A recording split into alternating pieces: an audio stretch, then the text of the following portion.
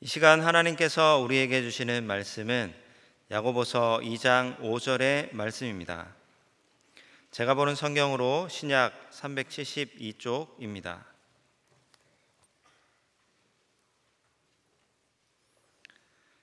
하나님의 말씀을 봉독하겠습니다. 내 사랑하는 형제들아 들을지어다. 하나님이 세상에서 가난한 자를 택하사 믿음에 부유하게 하시고 또 자기를 사랑하는 자들에게 약속하신 나라를 상속으로 받게 하지 아니하셨느냐. 아멘. 오늘 본문 말씀은 사람을 차별하여 대하지 말라는 말씀 중에 나오는 구절입니다. 가난한 사람을 차별하는 그리스도인에게 이렇게 묻고 있습니다. 하나님께서 가난한 사람을 택하셔서 믿음에 부요한 사람이 되게 하시고 약속하신 하나님 나라에 들어갈 수 있게 하셨다는 것을 모르십니까? 또는 하나님께 택함받은 가난한 사람들도 하나님 나라를 유업으로 받은 백성이라는 것을 모르십니까? 그러니 그들을 차별하는 것은 하나님 나라 백성을 차별하는 것 아닙니까? 이런 뜻으로 묻고 있습니다. 자, 그렇다면 본문에서 하나님은 가난한 자를 택하셨다고 하는데 여기서 말하는 가난한 자란 어떤 사람을 말할까요? 마태복음 5장 3절에 심령이 가난한 자는 복이 있나니 천국이 그들의 것이며 이렇게 예수님께서 말씀하셨죠.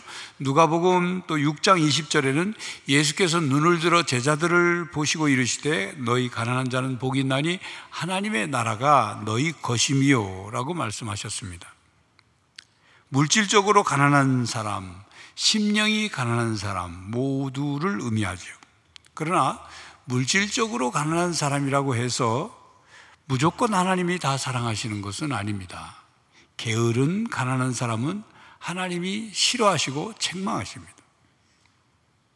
하나님 나라는 가난한 사람과 부요한 사람을 차별하지 않습니다. 그러므로 하나님 나라 백성은 사람을 차별하여 대하지 말아야 합니다.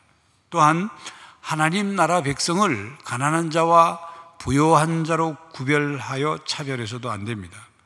하나님의 나라는 이 세상의 가치관과 세태를 따라가지 않습니다. 성찬은 하나님 나라 잔치의 모형입니다.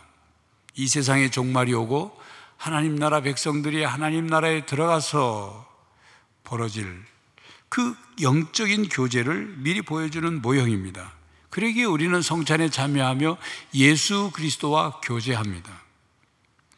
우리는 성찬에 참여하며 차별하지 않으시는 하나님의 은혜를 경험합니다.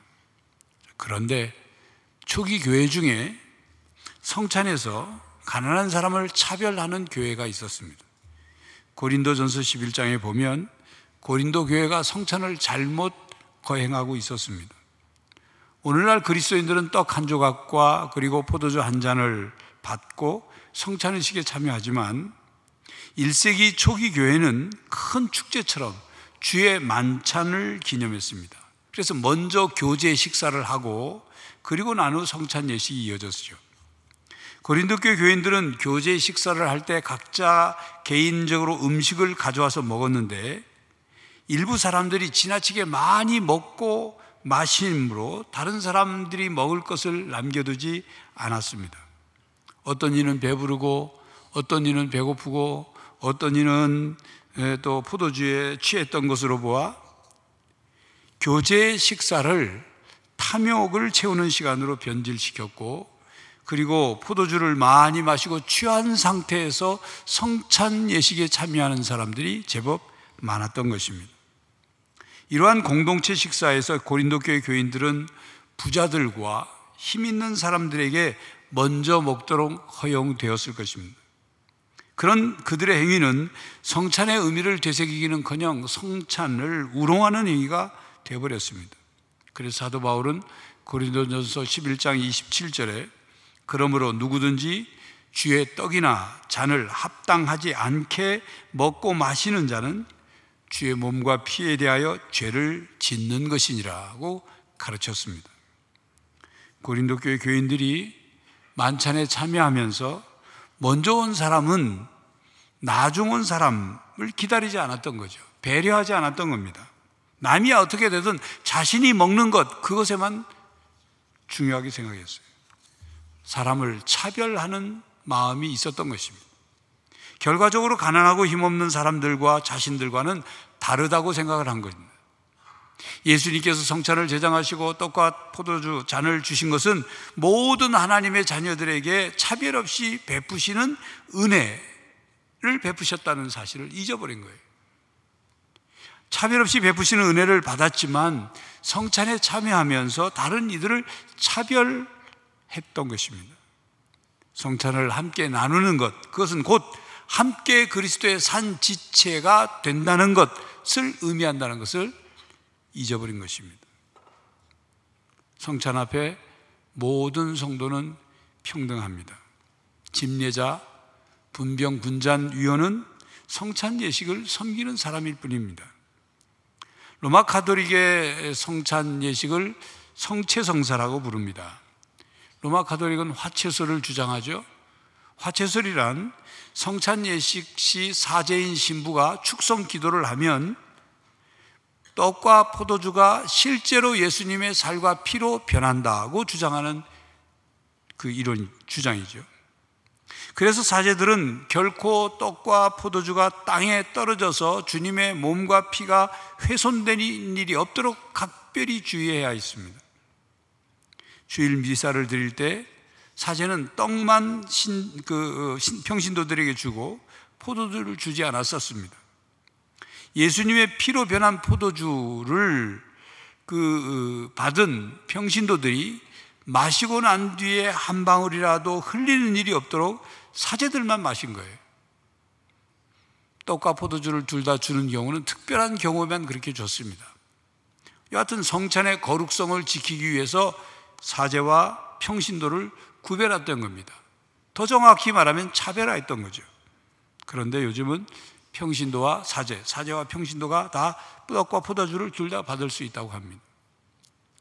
또 성찬에 대해서 이런 질문을 하는 분이 계실 수 있습니다. 세례를 받지 않았어도 성찬에 참여하도록 하는 것이 성찬을 차별하지 않는 것 아닙니까?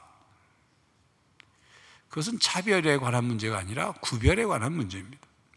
세례를 받기 위해서 예수 그리스도를 주로 고백하고 믿고 고백하고 그리고 신앙의 공동체 안에서 세례를 받은 하나님의 자녀들만이 성찬에 참여하는 것, 그것은 차별이 아니라 구별입니다. 세례를 구태여 받지 않고 성찬에만 참여하고자 하는 것, 그걸 바라는 것, 그것은 바람직한 요구가 아니죠. 신앙적이지도 못합니다. 성찬은 예수 그리스도의 죽으심을 기념하는 의식입니다. 친히 세상 죄를 지우고 가시는 어린 양이 되셔서 십자가 위에서 피 흘려 죽으셨습니다. 예수 그리스도의 죽으심은 구원 사역의 절정이자 구원 사역의 완성입니다. 이를 위해 예수님은 자기를 비워 사람이 되어 오셨어요. 자기를 철저히 비워서 철저히 가난해지셨어요. 자기 몸과 피를 다 내어주심으로 자기는 가난해지시고 우리를 믿음에 부요케 하셨습니다. 오늘 성찬에 참여하는 성도 여러분, 성부, 성자, 성령, 삼위일체 하나님께서 차별 없이 여러분들을 부르시고 하나님의 자녀로 하나님의 백성으로 삼으셔서 성찬의 은혜를 베푸십니다. 오늘 말씀은 우리가 누구인지를 묻고 있습니다. 그리고 다른 성도들이 누구인지를 묻고 있습니다. 차별 없는 은혜를 받은 하나님의 백성으로서 우리가 이 세상을 어떻게 살아가야 하는지를 다시 한번 확인하게 하고 있습니다. 차별 없이 사랑하고 차별 없이 은혜를 베푸신 하나님께 우리는 차별 없이 순종해야 합니다. 부유한 사람이든 가난한 사람이든 하나님께 순종하고 하나님을 사랑해야 합니다. 부유한 사람은 물질의 복을 받았으니 하나님을 더 많이 사랑해야 하고, 가난한 사람은 물질의 복을 적게 받았으니 하나님을 덜 사랑하고, 그런 게 아니죠. 부유한 사람이든 가난한 사람이든 다 하나님 나라를 함께 유업으로 받은 사람들입니다. 그래서 서로를 얕잡아 보거나 차별해서는 안 되는 거죠. 그러므로 나는 다른 사람을 차별하고 있지는 않은가를 아주 작은 것에서부터 한번 돌아봐야 합니다.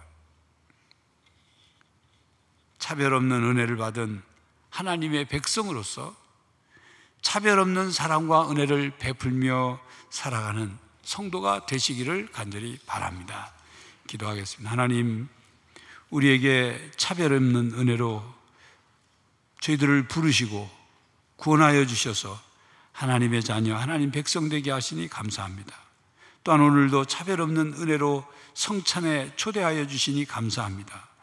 차별 없는 은혜를 받은 저희들이 다른 사람들에게도 차별하지 않고 사랑과 은혜를 베풀며 살게 하여 주시옵소서. 예수 그리스도의 이름으로 기도하옵나이다. 아멘. 성도 여러분, 하나님의 차별 없는 은혜를 우리 모두가 받았습니다. 우리 모두 하나님 나라의 백성으로서 하나님 나라의 유업을 받게 되었습니다. 차별 없는 성찬의 은혜를 받은 성도로서 사랑과 은혜를 베풀며 살아가시기를 간절히 바랍니다.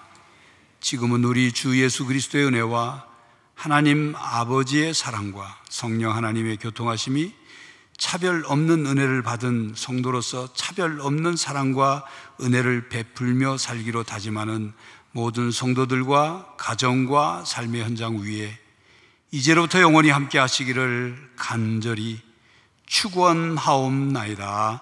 아멘.